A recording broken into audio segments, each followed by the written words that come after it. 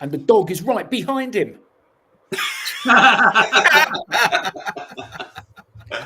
Very good. Oh, fantastic. The way you tell them. It's all about timing, isn't it? It really is. All Good about- morning, good afternoon, and good day. Welcome to another edition of the Digital Download, which is The longest running. the longest running Running weekly business talk weekly. show on LinkedIn Live. We need to Today- do that so that we each have a couple of words each. Starts with Yeah, you, because Rob. that would go so You can get it to smoothly. go along the bottom, Yeah. Rob. Yeah, we could do that too, I suppose. Yep. So that fits right into today's topic. Today we're talking about unlocking the full potential of your business message. You might sense a theme developing across our last few episodes. I assure you, it was not planned. I should be so smart. Quite serendipitously, 3 weeks ago, we had Drew Donaldson on the show, and he shared with us how to distribute content for the best organic and paid results. Building on that, last week, Greg Wasserman shared with us the power of full spectrum podcasting. Say that 5 times fast. The power of full spectrum podcasting. It's more than just hitting record and publish. And today we have a special guest, Donna Kunde, to help us unlock the full potential of your business message through internet radio. We'll talk with Donna about the power and reach of internet radio, and we'll explore globalizing your evergreen content. But before we bring Donna on, let's go around and introduce everyone. And while we're doing that, why don't you in the audience reach out to a friend, ping them, and have them join us? We strive to make the digital download an interactive experience. Audience participation is highly encouraged. Right. So, introductions. Adam, would you kick us off, please? I'm Adam Gray, co-founder of DLA Ignite, and I'm simultaneously have a divine smiling face and I'm wearing an England rugby shirt, looking at the comments we've already received on today's show. So are you wearing an England rugby shirt? I'm not actually. I'm wearing a white polo neck and a black jumper. I should have done, really, shouldn't I, to support the boys? Yeah. Speaking of comments, Andrew Slesser says, good morning, good afternoon, and wave. waves. Let's wave so he can wave to the monitor. Excellent. Thank you, Adam. Alex. Good morning, good afternoon, all. My name's Alex Abbott, founder of Sapiro. I'm not wearing an England rugby shirt, although I am wearing a rather fashionable salmon-coloured, slightly pink sports shirt. So do you call it Adidas or do you call it Adidas? Or I call it Adidas, right? but I think the Americans call it Adidas. No, But one thing we can It's be certain, Adidas. Alex, is that neither in the US or in the UK would we refer to it as fashionable. So you're fine. Very good, very good. Ouch. Excellent. Yeah. Thank you, Hi, Alex. I'm Tim Hughes. I'm the CEO and co-founder of DLA Ignite, and I'm also famous for writing the book "Social Selling Techniques to Influence Buyers and Changemakers." Thank you And for that, I'm Tim. going to add a third piece onto the end of that. Is I'm a podcaster. Yeah. You're a podcaster. Yes. Yes. Yes, you are. Excellent. Now everyone's Thank you. picking on me, Adam. Well done. And myself. LinkedIn user, who are you? Unfortunately, it comes up as LinkedIn user. When it does that, it means you haven't set your settings in LinkedIn to say that you're willing to share your data. Just so you know that. But it'd be great if you could just say who you are. So we didn't. I just checked. It's Paul Spencer. Paul Spencer. Oh, how do you check? I looked at the live stream. I've got it open in another tab so I could see what was going on. There we go. And Sorry, myself, I'm Rob Durant, founder of Flywheel Results. I'm not famous for writing any book yet. Woohoo. All right. As I said, this week on the Digital Download, we're going to speak with the co-founder of the IBGR network, Donna Kunde. So let's bring her on. Donna, good morning and welcome. Hey, good morning, Morning, good Donna. How afternoon, you good doing? evening, wherever you are in the world. Thank you for having me here. Donna, thank you for being here. Please tell us a little bit more about yourself and how you got here. Oh, well, it's been an interesting journey, to say the least. I started out as a military musician and went into retirement, not knowing what I was going to do after that, and stumbled across a coaching course, actually. Became a business coach for a while. In that process, met up with a guy who was the general manager at a local radio station. We did some shows together. Come to find out, he was a consultant doing a turnaround. And when they decided to sell the station, Bill and I, William Eastman, my business partner, we looked at each other, shrugged our shoulders and said, hey, let's start internet radio. Because he had already done the research. He wanted to take that terrestrial radio station and put it out globally anyway. He'd done the research, and we said, yeah, sure, let's do it. So in January of 2020, we launched the International Business Growth Radio Network, IBGR.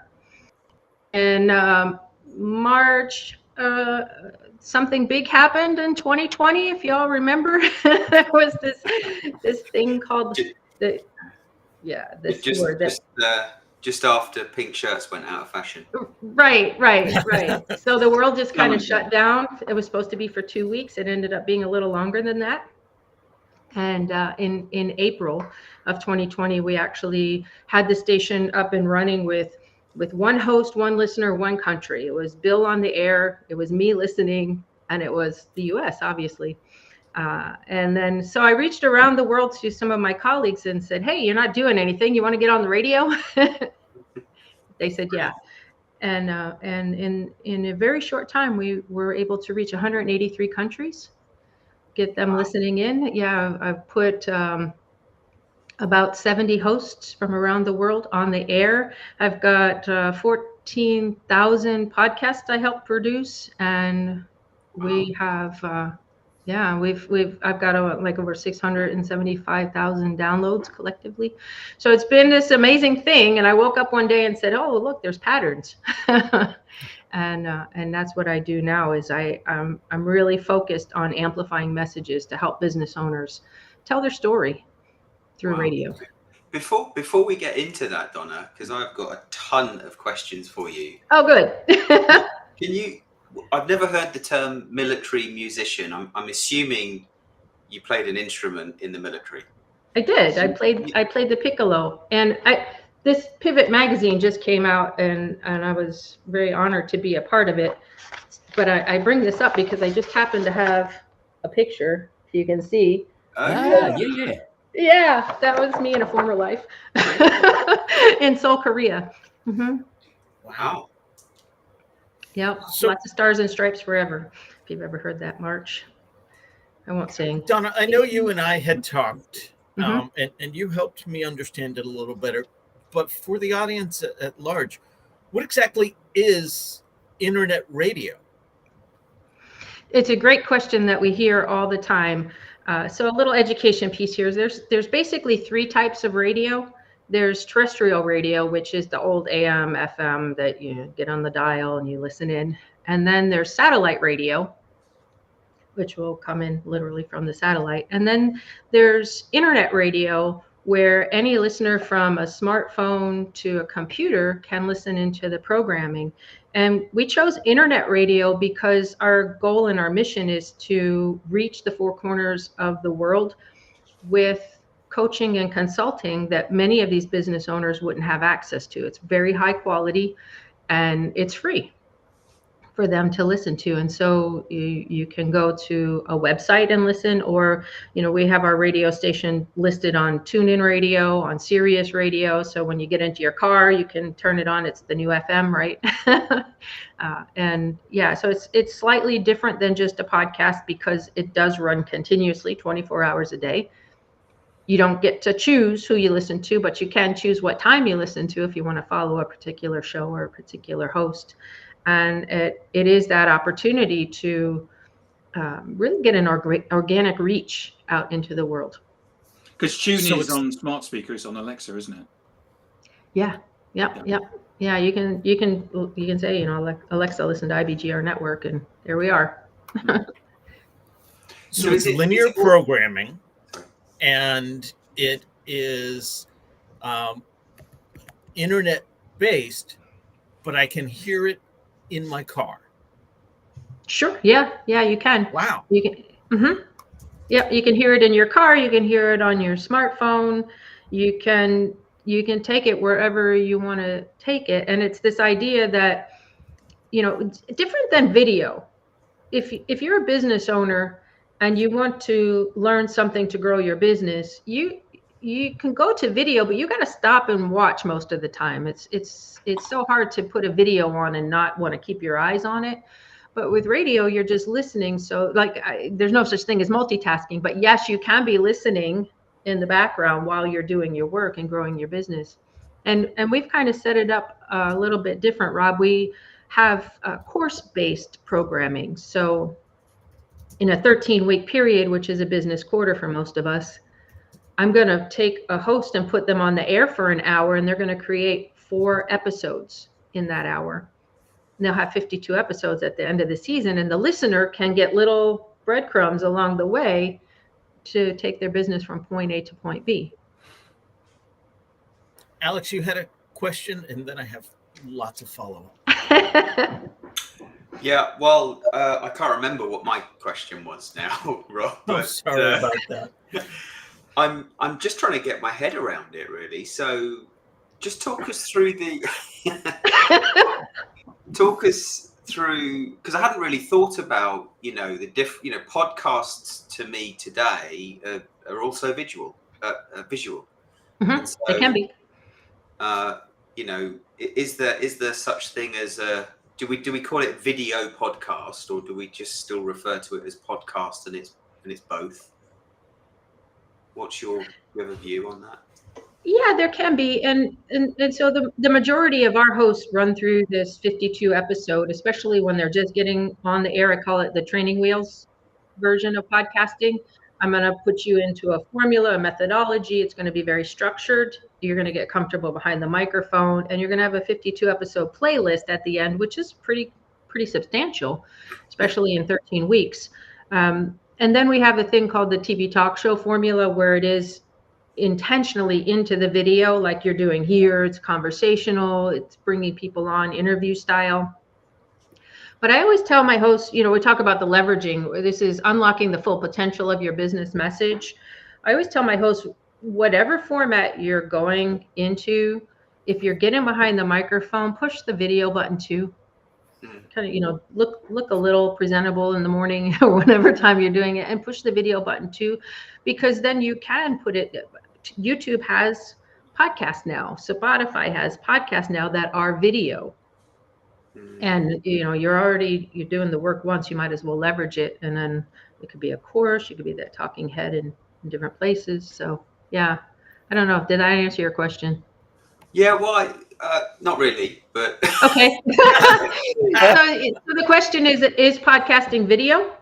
Well, I've started thinking about a podcast just being a video. Years ago, a podcast was just audio, but it feels like today it's video and audio, but we're still calling it a podcast. And is it the format that we're naming, or is it?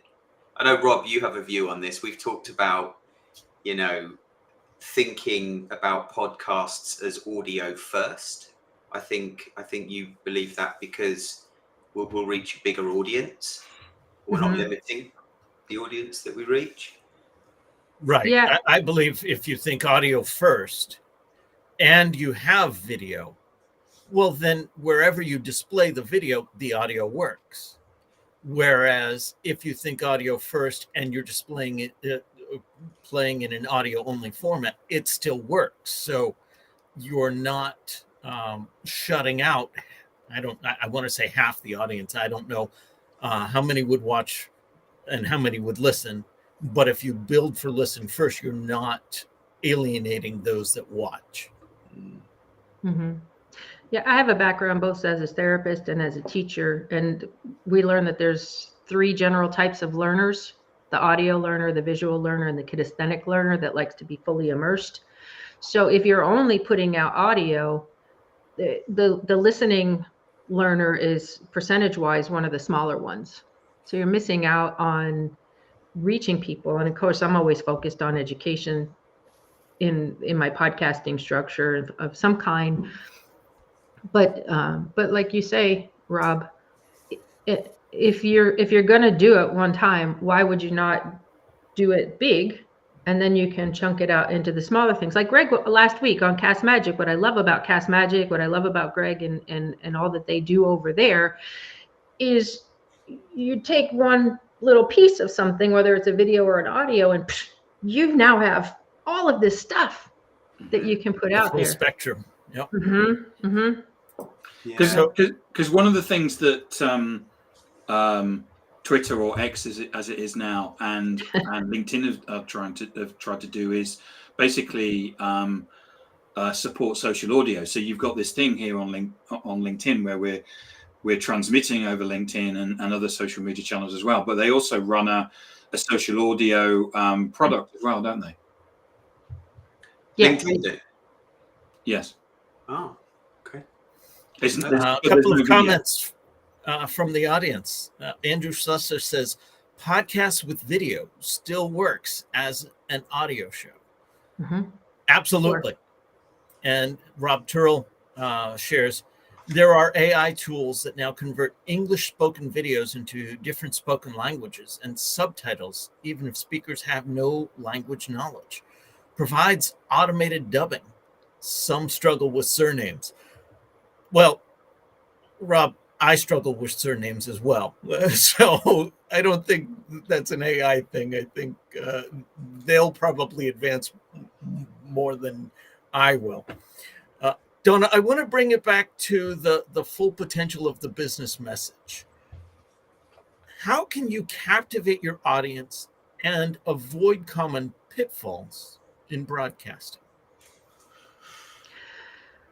Interesting you should say that. I just had a conversation with my 27-year-old daughter who loves to listen to podcasts. And what she said to me was, she was a captive audience because she flew into Richmond, where I'm from. When we drove up to Philadelphia, because she's attending Temple University, flew in from Chicago. And she said, Mom, I've tried to listen to some of your podcasts, but they're so short. Ours are 13 minutes long. And I just want to continually listen. And I said, okay, great. I don't really care. I mean, I care about you, but it's structured like a course. I want you to, as a business owner, listen for 13 minutes and go do something to build your business. And then come and listen for 13 minutes and go do something to build your business. And she says, oh, it's like a course. I'm enrolled in a course right now that's just like that. I said, yes, it's like a course. So to your point, Rob, initially, you're a business owner who wants to have the end game that the host is promising in 13 weeks. And so as long as the host upholds their promise to take you logically through this, you're going to keep showing up for the next step, little breadcrumbs. It's so interesting that you put it that way, because I'm teaching a marketing course at Northeastern University. And one of the first things that we talk about is the value promise. What promise are you making to your prospects and customers? And here it sounds very similar. What promise are you making to your audience, and are you delivering on that? Yeah, 100%. How can you? Oh, go ahead.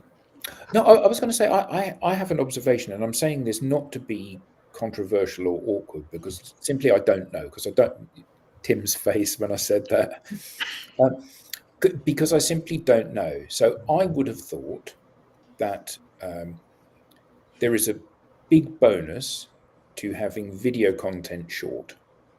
And the reason for that is that, where am I going to view video content? It's going to be on my phone, and I'm going to get interrupted by everything from TikTok to LinkedIn. It's going to be on my computer, so I might be watching it while I'm having lunch, or it might pop up on my stream during the day, and I think, oh, okay, I'll take a little bit of time to watch this.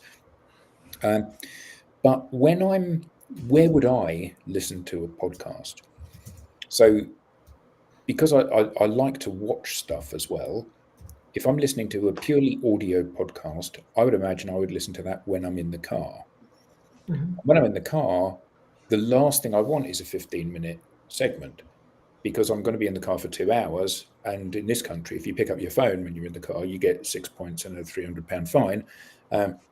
So what I would be looking for would be extended content, like an audiobook almost. Like a radio program. That's the beauty of the radio, because it will continuously play for you. Yeah, and I guess that's the thing. So I see the rationale for having this constant stream of stuff. So why the 13-minute breadcrumbs? Why not just because if we get you on this show, we want you talking for an hour. Don't want you talking for 15 minutes. Yeah, I've gotten that question before, and it's a great question, Adam. Why 13 minutes? Well, there's been studies in the podcast world of what is the ideal length, and 12 to 15 minutes has been some thoughts behind podcast frequency that listeners want. But at the end of the day, I'm a radio station and I need commercials. So in an hour's time, I run 2 minutes of commercials at the top of the hour, 2 minutes of commercials at the 15, 2 minutes of commercials at the 30, 2 minutes of commercials at the end. So, or at the 45. And if you do the math, that's 13 minutes in between. So it fits out very nicely for that. And small chunks to grow the business, right?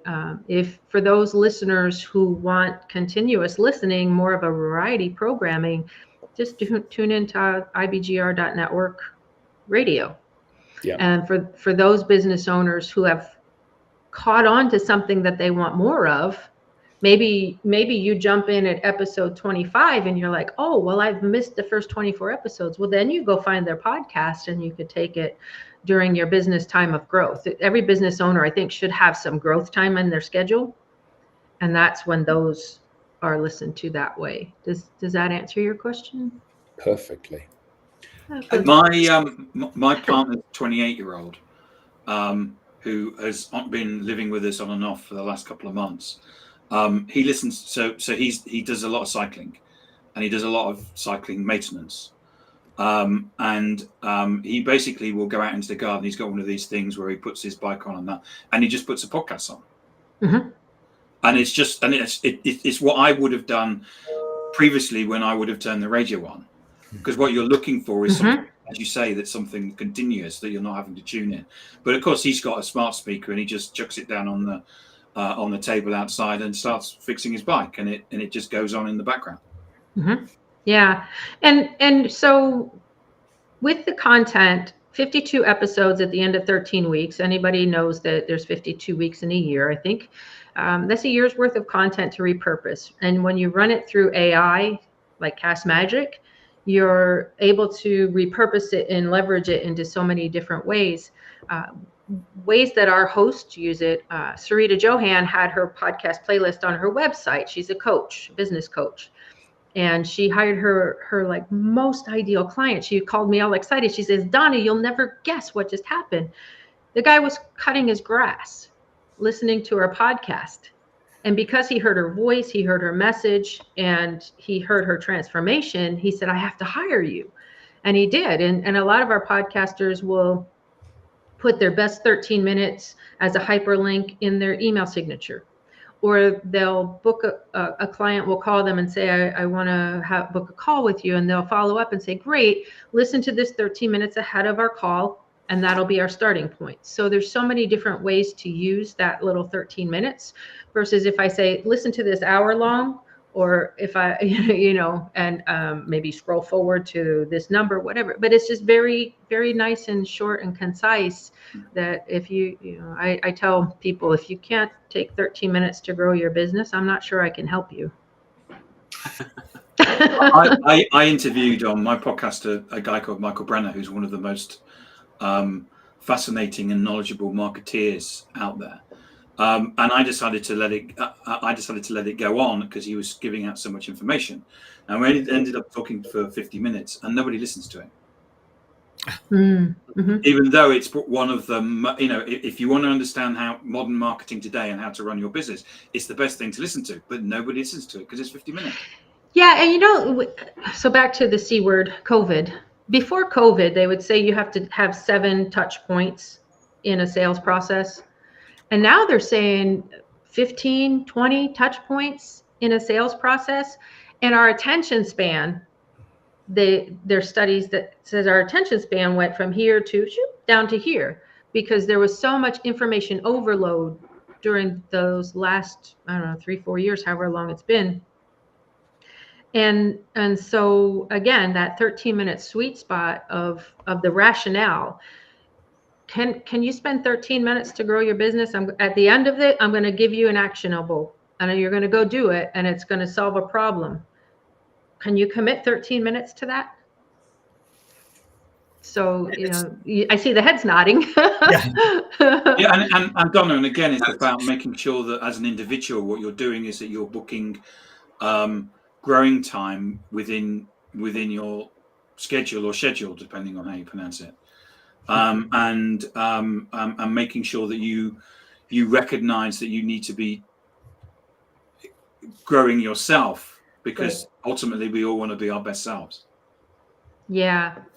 And the programming that we have on the station, it's based on a balanced scorecard. So Monday is all about finance topics, Tuesday is all about operations, Wednesday's customer sales, marketing, Thursday's HR and people leadership, and then Friday is that executive thinking day, that big picture thinking day. Our weekend programming is a lot of mindset and personal growth for the complete entrepreneur experience. A lot of us don't want to grow our business on the weekend, but we can grow ourselves, but it's one of those things. Back to the conversation with my daughter, she was trying to inform me, and I told her I really valued the conversation because she wanted me to be a podcast company, the way that the 27-year-olds understand podcast. And I said, no, this is blue ocean, baby. I hear you and I love you, but this is a different concept because of all the ways that it's leveraged. When you follow influencers or my business Podcasting Made Easy, you're 80% done with a book in 13 weeks. How do I know that? Because I had Ben Joya, who's a 4-time best-selling author, book coach. I co-hosted a season with him. And when we finished, he was like, hey, Donna, look, you have your audio transcription already done of your book. You have your 13 broad topic outline of your book. And we followed the model. We're our own case study. We did 13 weeks of a podcast. We did a 3-day event, and our book is coming out. I'm in the final edit of the book. We did that in 8 months, a global radio show, a 52-episode podcast, a 3-day event, and a book in 8 months. What could that do for your business and your positioning and your authority? So it's not just a 13-minute broadcast. It's 13 minutes of, evergreen content, right? Mm-hmm. Yep. Explain to those that might not be familiar why it's important to have evergreen content as part of your business message. Yeah, that's great. If you've been in business for a little while, you should have found what we call your voice, your secret sauce, your special who you are, your methodology. And that's what we want to capture in these 13 weeks is basically your legacy. And so you can continue to say the same thing over and over again, which you should once you've found that. But when you run it through a structure like this, I've sat with business owners and roadmap the 13 weeks out with them, and they said, I have so much more clarity on who I am and what I do because I've put this into this roadmap. But yes, it's evergreen because then you leverage it. You can put it into, we use Headliner to get audiograms, the little short clips. Your talking head becomes a playlist on YouTube. You can get on all the audio places. You can have a newsletter. You can have a book. You can have a course. All of the different ways to take this one radio show and make it into all these other things. And the beauty of the radio show is, I'm going to say, Rob, at 2:00 every Thursday, you're going to have an hour show. You got to show up and do something. So you have accountability because you've already told your people that you have a radio show. You have accountability to actually create the stuff. That's a big hurdle for a lot of podcasters, is building that muscle of creation consistently. And then you're speaking it out into the world, and then you're repurposing it and leveraging it. That answer your question? Yeah. So the initial 13 weeks is about creating the podcast. So you're helping the founder, the entrepreneur, whoever it might be, to really extract everything from their mind and get it out there in audio or video transcript. And you're using those exercises for each of the 13 weeks to create 4 podcasts a day, was it? So they've got 4 a week on your radio show time. You have that accountability to know, okay, it's showtime. Yeah. So then they've got all of this content, and as you say, Cast Magic can do more magic with it. Yeah. And so that, when does it become a radio show? When does it become something that just continuously plays? Is it? Okay, so the station is a radio station, and I might have Rob at 1:00 on Wednesday, and I've had Adam at 2:00 on Wednesday, and I have Tim at 3:00, and I have Alex at 4:00. So that's how it continuously plays. You'll hear different voices over the 24-hour period, 7 days a week. And I tell the host, it's your job to bring people to your show. You want them to follow you. They want them to hear you. But then you're also going to be heard. I had this conversation yesterday in our team huddle. Every week we have a marketing huddle. And they said, we get listeners because they were listening to the show before us. And then they bled over. So it's organic reach. And hello to William Eastman. There's Bill, my business partner. Hey, Bill. Actually, Hey, Bill. Bill's had some great comments. Let's see. He was saying provides pre and post marketing opportunities, or used to help closing prospects in the sales funnel. So are you helping? Sorry, we can come back to that just in 1 second. So are you helping your client then create their own radio show, or you're inviting the client onto your radio show to support the content creation wheel that you have? They're coming on to my station with their show. Okay. And we used to say you get a radio show and a podcast, but now the language is you get a radio show that equals a podcast, because as you do your radio show, it's recorded. And that recording then becomes your podcast. And I tell our hosts, I tell them to put a little something on their playlist that says originally aired on the IBGR radio network. So that we use the podcast live formatting, not a lot of editing, and so if you think about transformation, you want that authenticity to connect. And so it's a podcast live format versus the highly edited versions. Okay. So I've started playing around with Restream, with all of the different things that I've been doing with these fine gentlemen. We do some other stuff, sales TV. I've started my own 15-minute podcast called Walking Digital Corridors. And then using Restream, I can create playlists. And so yesterday I played 6 hours worth of content through my LinkedIn profile. And I hadn't given it a name or anything, but what you're talking about sounds like it's very similar. Yeah, 100%. And then back to my daughter, she was saying she listens on Spotify, and she says, well, I don't like to keep clicking to listen to the next one. I want it to be continuous. And what you said, just create a playlist, create your own playlist and add it in there, and it'll play whoever you want, however you want, as much or as little. But repurpose. If you're going to get behind any kind of microphone, turn the camera on, do the best job that you can, and then leverage the heck out of it. We say it's like the champagne glass pyramid. If you've ever seen them at a wedding, the pyramid. Oh yeah. There's Like like breakfast, 92, isn't it? yeah, there's like 92 glasses in the pyramid, but they don't pour each glass. They pour to the top one, and then it comes down and fills all the glasses. We say your radio show is the champagne going into the glass. And then how many different ways can you repurpose that? So what you're doing, Alex, is the same thing. You're taking it and repurposing it and leveraging it. Yeah. So along those lines, how do the dynamics of internet radio shape the way businesses communicate and connect with their target audience? Mm-hmm.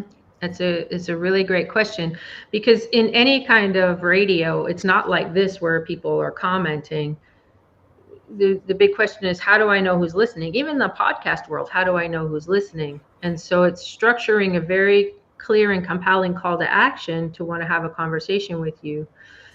In the Influencers Formula, my book that's coming out, the marketing strategy, and Rob, you and I talked about this, it's be seen, be heard, be easy to follow, so that you're positioned as the solution. We all want to be the solution in our business, right? How do we do that? It's the three-legged chair. And be seen is, how do people stumble across you? Radio, LinkedIn, profiles, websites. How do they know that you exist? Be heard is, what message do you have? And how are you getting it out there? Is it a book? Is it a radio show? Is it a podcast? How are you being heard? And then be easy to follow. This is the leg of the chair that most people have just a little stump.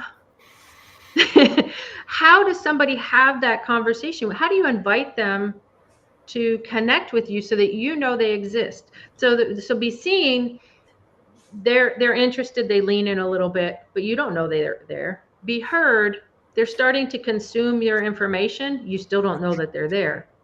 Be easy to follow is when they're actually seeing you as the solution, you're having those conversations, and you're able to have a two-way dialogue. They raise their hand and say, look, I'm here. Please help me with whatever it is I need help with. So just to reiterate, be seen, be heard, be easy to follow. Mm-hmm. That's how you can unlock the full potential of your business message. Yep, 100%. So Because how now can you're positioned as the solution. That's the only way to position you. Tim, you had a... I just said it was fantastic, Donna. William has also made some other comments. Yes. So he made a comment about Blair Witch. There we go. We were talking about video. The Blair Witch Project changed the game on live video. And William goes on to say, one thought, and specific to your industry, your prospects can sample the product or service before purchasing. Mm-hmm. That's a great They already point. know you. Mm-hmm. Yep, just like Sarita. Her client already knew her before he reached out to have the conversation with her. She didn't have to sell anything. Yeah. He's like, here, take my money. And who doesn't want to be there? That reminds me of the statistic from CEB, where buyers are 57% down the buyer's journey before they engage with sales. And anecdotally, the sales industry, the sales enablement industry, are all saying, no, it's much more like 60, 70, 80, even 90%. We had a guest on another show recently that was saying it's probably 90%. And part of that research is consuming content like a podcast or a radio program or reading a blog. And you're talking about now the full potential of all of that. So internet radio is one more dynamic way to get that message out there. Mm-hmm. Yep. And it's a unique way. What I hear from my hosts is that when they first put it in their LinkedIn profile, their bio, it says global radio show host, people wake up and they're like, what? Tell me more about that. When they go and do a speaking engagement and they're being introduced as global radio show host and podcaster XYZ person, people like sit up a little bit more. They want to hear it because you as the business owner, you're saying, I value what I have to say enough that I'm not going to hide under a shell. I'm going to actually go out into the world and speak my message. It's a bit like saying that you write for Forbes or something like that, isn't it? It's yeah, 100%. I think now I know the answer to this question, just based on what you've said so far. But how can you maximize your reach and establish yourself as an influential voice? It's that be seen, be heard, be easy to follow. It's that trifecta right there. And how do you do that? So when I take my host through that formula, I say, okay, do you have a website? And they say, yeah. And I say, does it position you as the solution that you're offering? No. We'll go update it. Okay. I have a podcast. I'm being heard. Okay. On your podcast, does your call to action, does your messaging position you as the solution you want to be? Well, not quite. And then being easy to follow again. Are you, I'm out there. Are you making it easy? Do you have a link to book a conversation with you? Do you have a contact email address? Do they know how to contact? Well, not so much. And so it's really getting into that mold. And in 13 weeks, you can have one solution in 13 weeks and then do another show season with us and have a different offer.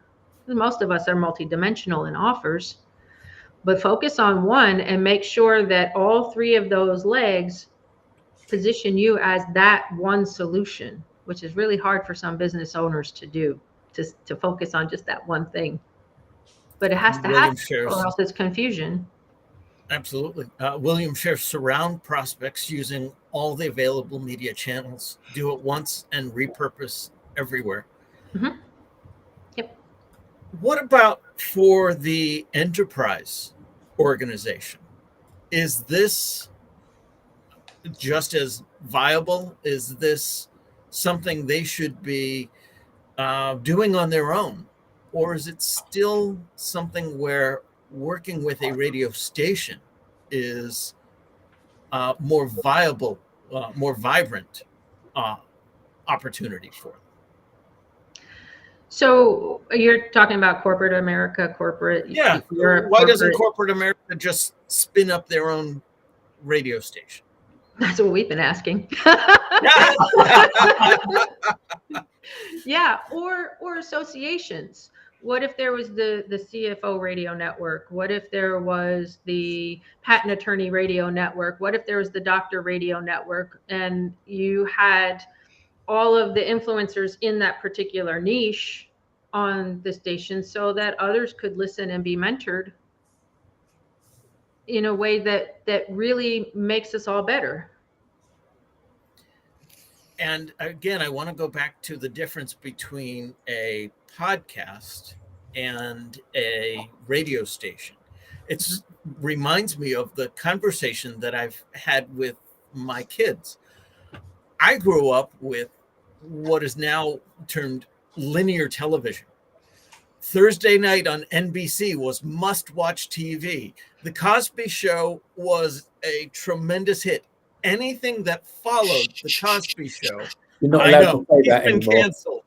But anything that followed Thou Who Should Not Be Named was also a tremendous hit.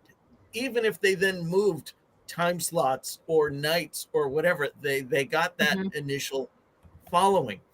My kids don't have that sense of linear programming.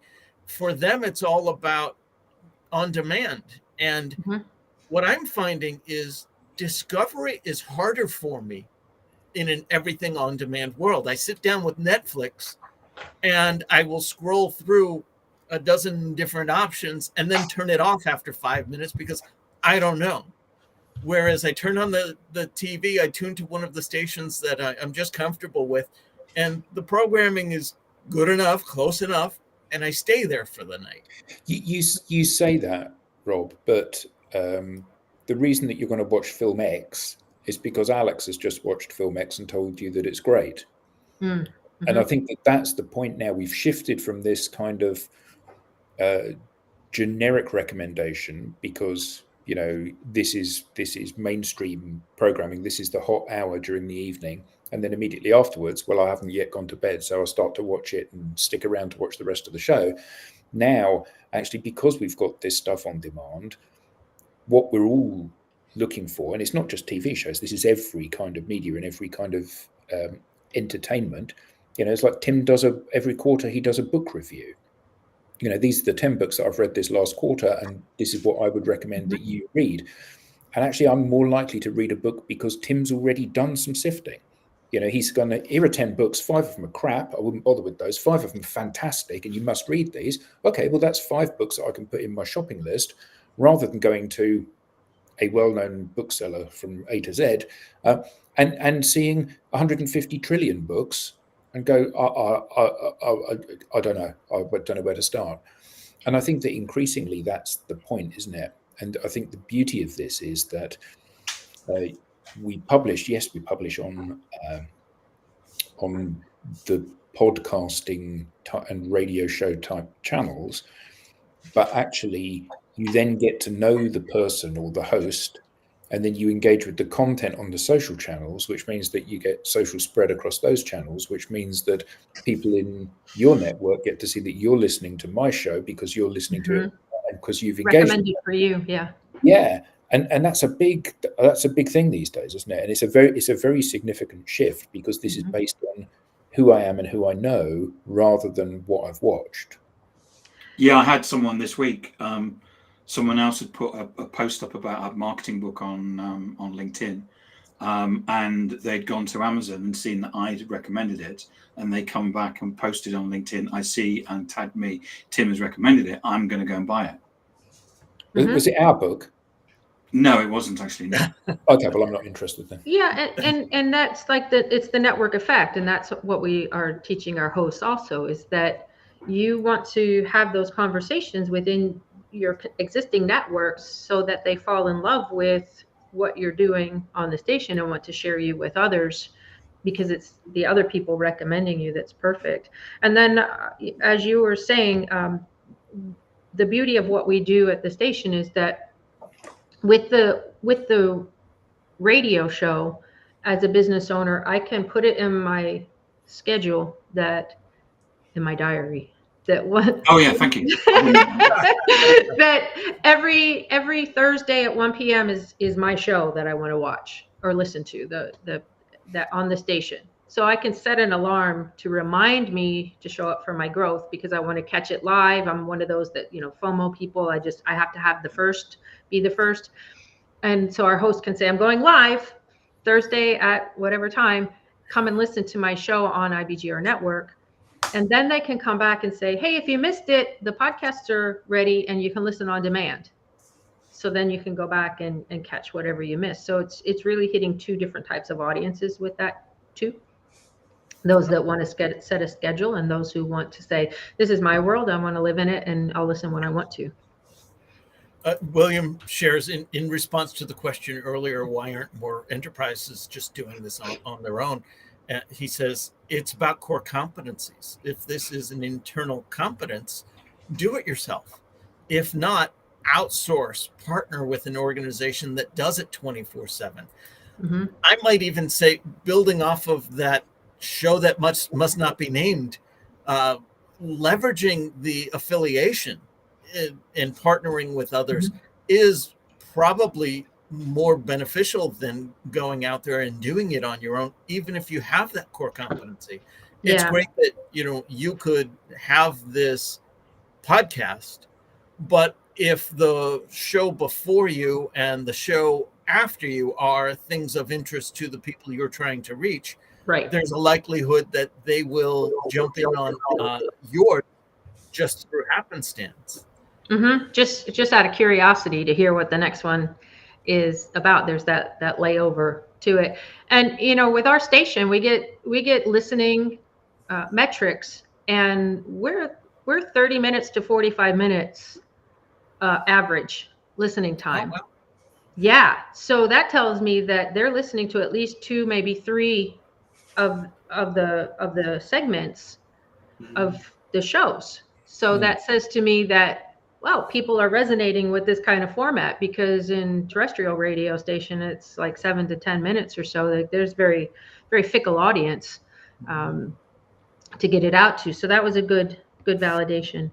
I want to just do a quick little imagination experiment. Imagine, Adam, Tim, Alex, and Rob, imagine that you can go out to your social networks and say, hey, I'm a global radio show host. What do you think? How do you think that your audience would respond to that? Stop showing off. You think they'd say that? I don't know. They would only say that tongue in cheek. We already, because we do multiple of these video podcasts, we already, all of us, have that on our profiles, and we talk about the fact that we do that. And we have, there's a kernel of very loyal listeners who listen to pretty much everything we do, because they're really engaged by us and the themes and the things we talk about and think are important. They think are important as well. So, I mean, it's another thread to that, another string to that bow, isn't it? And I think that that they wouldn't be surprised if we said, we're global radio shows. In fact, I think if we said we're global radio hosts, I think they'd probably say, well, I thought you already were. Because for a lot of people, when they tune into one of the social networks, we are there looking back at them already.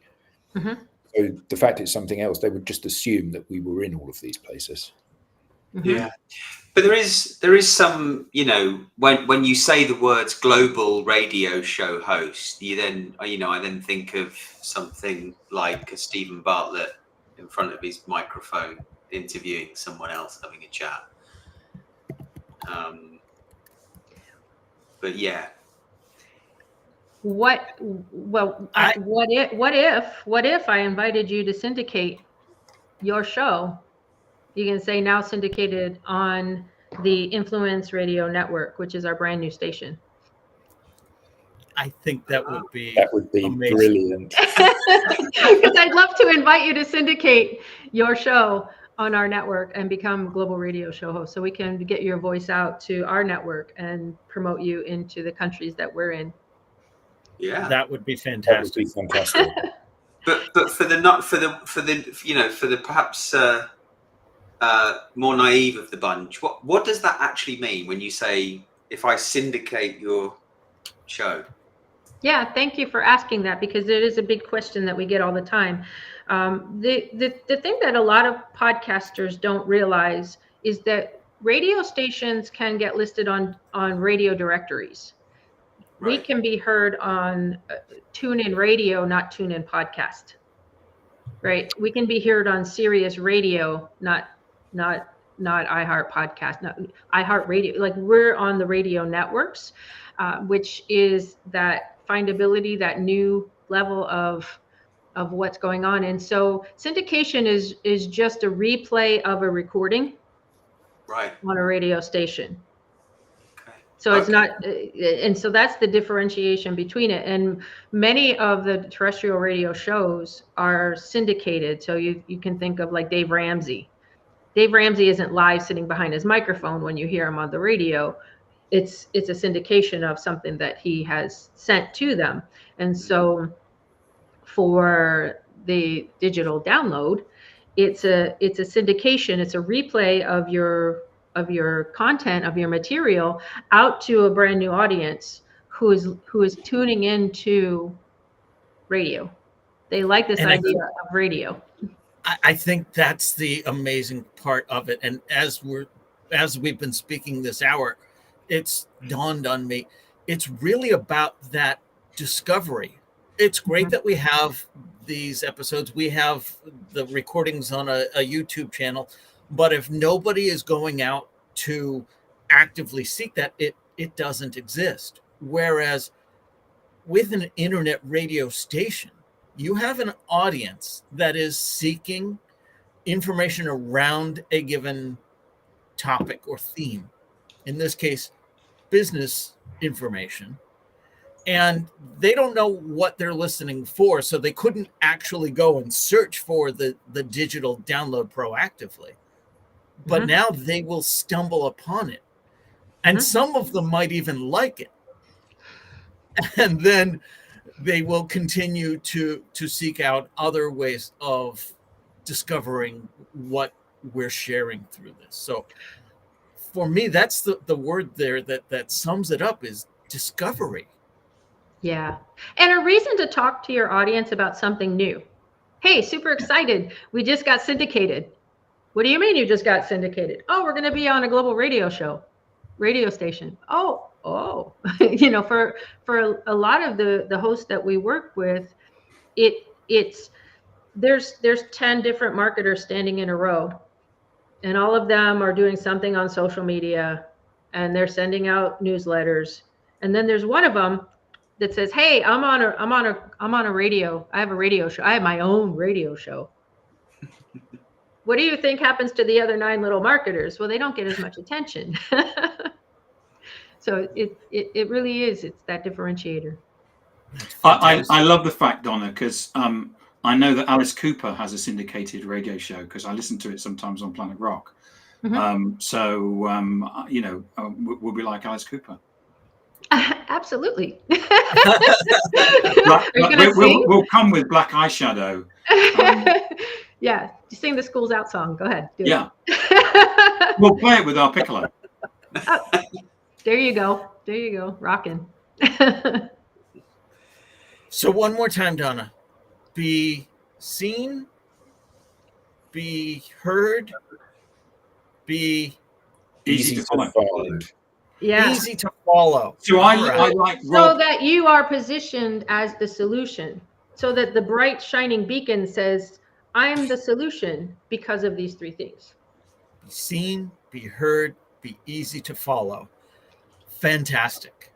And I like Rob Turl's comment there. Yes, about the easy I to wanted find. to bring that up. So Rob Turl says, would ad be easy to find, to be seen, be heard, be easy to follow? Being able to search via keywords, concepts, stage before being followed. Yeah, all of that. And all of that in alignment with the solution. See, that's the key right there is as a business owner, I might have 5 to 10 different solutions. But in any one business quarter, what if you were really shining the light on one solution and you had it lined up with those 3 things? So keywords, yes, pointing to that one solution. Your website, your bio, your about section, your profile, all of that lining up to that one solution. And then you're speaking it in social media, that one solution. And then how can they reach you? How can they have that conversation with you? Yeah. Rob, So Yes. very soon then we can put on our profiles global show radio host. Yes. Do you like that? Donna, that's fantastic news. Thank you so much for that. Yeah. Thank you. It's my Donna, how pleasure. can more people find out about you, about the radio network, and about internet radio in general? So the website is ibgr.network. ibgr.network. That's a great place to go to learn more and to listen and to get an idea of who and what we are. Personally, I'm Donna at ibgr.network. Easy to find there. Happy to have a conversation via email. I think those are the 2 great places. And of course, I'm on LinkedIn, always willing to connect and collaborate. Excellent. This has been another episode of the Digital Download, Which is now an internationally syndicated, longest running weekly business talk show on LinkedIn Live. We hope to be seen, be heard, and be easy to follow. If you want to be seen, be heard, be easy to follow, and be a part of a global syndication, if you have something to say, we'd love to hear from you. Join us. Visit our website, digitaldownload.live, scan the QR code or find the Be Our Guest section, and reach out. For Adam, for Alex, for Tim, and for myself, I wanted to say thank you very much, Donna. Thank you very much to the audience. William, thank you for being a part of the audience. Andrew, Robert, and I know we had a number of other comments. Thank you all. This has been the Digital Download. We'll see you again next week.